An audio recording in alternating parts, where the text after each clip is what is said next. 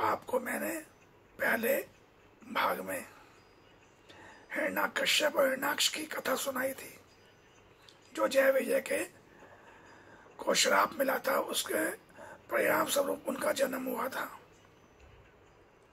और दूसरी कथा है यहाँ जय ने रावण के रूप में और विजय ने कुंभकर्ण के रूप में जन्म लिया था।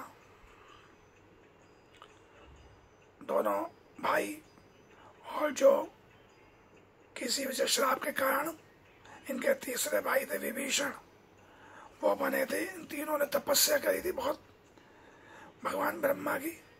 ब्रह्मा जी ने इन्हें वरदान दिया था। रावण ने चारों वेद और ज्ञान लिया था।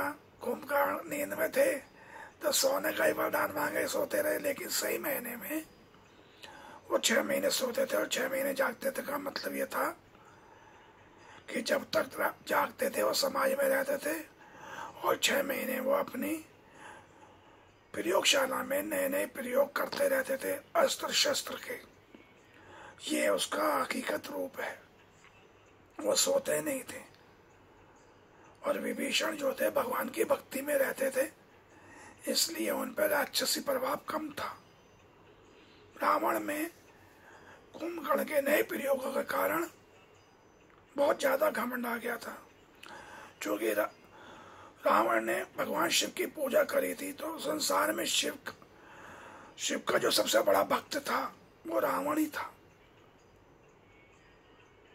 और रावण को प्रिय भी था, क्योंकि वो द्वारपाल था। जय विजय का भगवान शिव जानते थे और उसकी भक्ति से बहुत प्रसन्न थे। रावण तो बहुत अच्छा रहता अगर वो पुलस्त मुनि के आश्रम से उसकी माँ केकसी नहीं लेके जाती। वो तो अपना ध्यान भक्ति में इस तपोस्थली है, यहाँ पर हमारे तपोभूमि बोलते हैं, कठोर भूमि भी बोलते हैं। ये गाजियाबाद, नोएडा और थोड़ा मेरठ का क्षेत्र है, इसको तपोभूमि या कठोर भूमि कहा जाता है। यही विसर्ग है, सही मायने में वो विशर्वा ऋषि के नाम पे है, तो उसका नाम बोलचाल में विसर्ग कर दिया, ख बना दिया, रेवा को, विशर्वा को विसर्ग कर दिया। यहाँ रावण की शिक्षा दीक्षा हुई थी। केकसी ले आती है। बाकी आपने कथा सुनी रखी है रावण की। रावण बहुत ज्ञानी ध्यानी था, सब कुछ था, भगवान शिव का भक्त भी था। और भगवान श्री राम के रूप में भगवान विष्णु ने जन्म लिया। मर्यादा पुरुषोत्तम श्री राम, इसलिए राम का नाम 2 बार लेने से एक माला का जाप हो जाता है।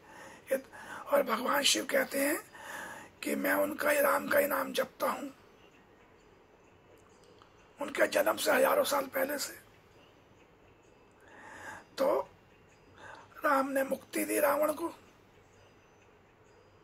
और कुंभकर्ण को। यहाँ उनका दूसरा जन्म समाप्त हुआ जय विजय का,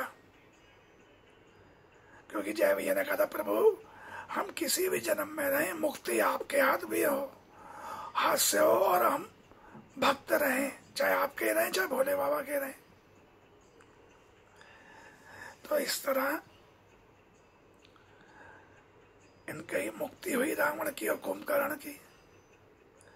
अब इतने दिन ये शराब, ये तो यहां से मुक्त हो गए भूलोक से, तो अब ये तीसरा जन्म इनका होता। इतने दिन ये पूरे ब्रह्मांड में विचरण करते रहे, क्योंकि ये वापस नहीं जा सकते थे।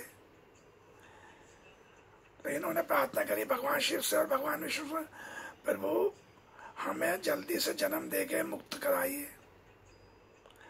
और तीसरे भाग में मैं आपको इनके तीसरे मुक्ति का रास्ता बताऊंगा कौन थे ये। जय भोले की, जय श्री राधे कृष्ण, जय कन्हैया महाराज की।